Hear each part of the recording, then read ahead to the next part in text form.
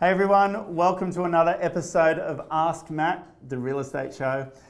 So on this video, I want to share with you a few things that might help you if you're selling your home and you get to the point of negotiation.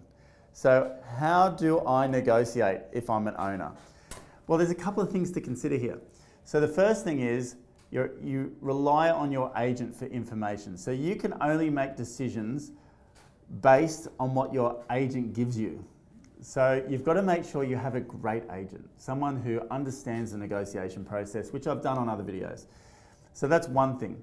The communication's got to be clear, their reporting has to be good, and the level of like connection with the information you get along the way is going to be crucial in you making the best decision when your offers come in.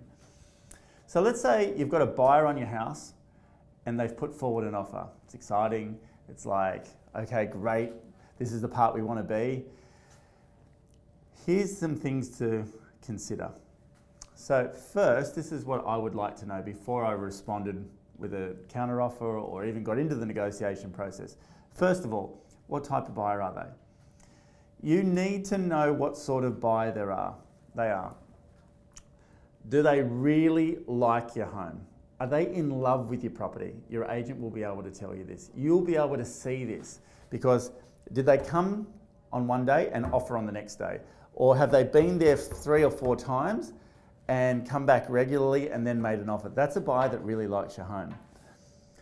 Have they been looking for a while? Because people go through a process when they look for a house. It's fun in the beginning and it's really not fun after a few months. They're over it. So they're urgent. They're more urgent buyers if they've looked for a while. People look at an average of 14 homes before they buy one. So where are they on that journey? I'd want to know that. If it's the first home that they've looked at, they're probably not going to be the prime buyer because they want to see what else is out there. They might try an offer, but they're sort of like, yeah, we'll probably find another couple of these, even though I know they won't. But that's sort of where they're at. If they've been looking for 2 or 3 months, they've put their weekends on hold, they're trying to juggle kids, they're just over it, they've sold their house, they've got to move out, all of these things are going on, they're going to be a very urgent buyer. So that's a great one, fantastic one. How much do they have to spend? It's important. This question is really important. How much do they have to spend? Is it well within their spending capacity? Now you're going to have to ask your agent on this one because you don't get to see them, but your agent should ask great questions leading up to this. They should have this information. Another thing to look out for is, what sort of property have they sold and how much did they sell it for? Because if they've sold for 2.5 million in Sydney and they're moving to the Central Coast where I live and they're looking at a house worth $1 million, sure, they might have had some debt on the other, but their ability is very high. So their perception of value is different.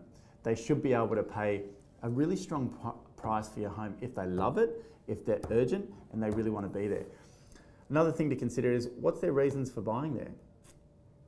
Is it close to the school? Is it acreage? Is it they want space, yours offers that? Is they want privacy? What's their main reasons for buying it?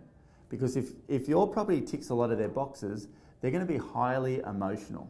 They're going to be really, really, really keen to secure your home. You'll be able to push the parameters in price and they should come with you. So I'd want to know all of those things. The last thing that I'd probably want to know is, have they missed out on other homes? If they have missed out on other properties, they're going to be keen to secure yours. So there are a few things I'd really want to consider before I started negotiation. Your agent should be able to tell you a lot of those things, and if they don't, they probably haven't asked the right questions so far, I would say. Quick drink. Here's something else you need to know before you negotiate. People start logically and they finish emotionally. So the logical part is sort of where they warm up, they click in. Do they agree with where your price is? They're sort of getting keen in that part.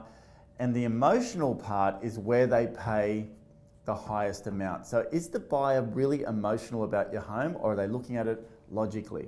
You're going to be able to tell by their approach, by their rhythm, If they're a logical buyer and they're looking at it just sheer stats and data around, they're probably not going to be the best buyer you'll find, if you do find another premium buyer. Competition is amazing to get into the emotional zone. Is there any competition around your home? And can that competition be used in the right way to help you extract a premium result? I'd really want to know that before I sort of got into the, making a decision on the final offer or getting close to making a decision. Is there any other potential competition around your house? Because competition will drive your price every time.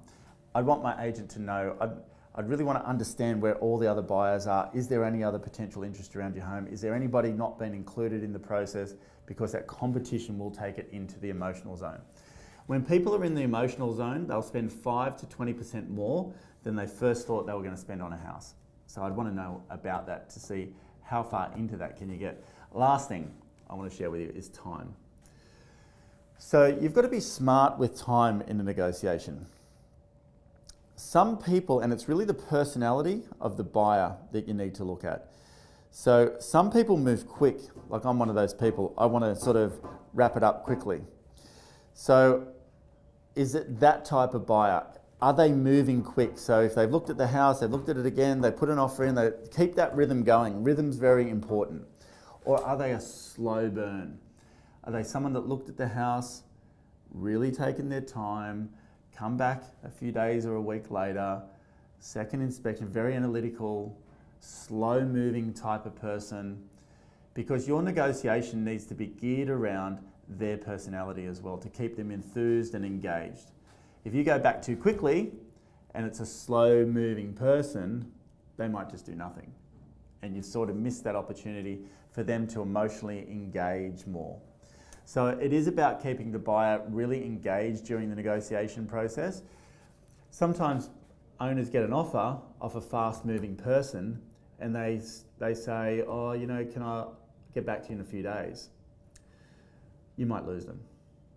And that could be the best person you'll find. So really look at the rhythm of what's going on here and work out how you'll respond.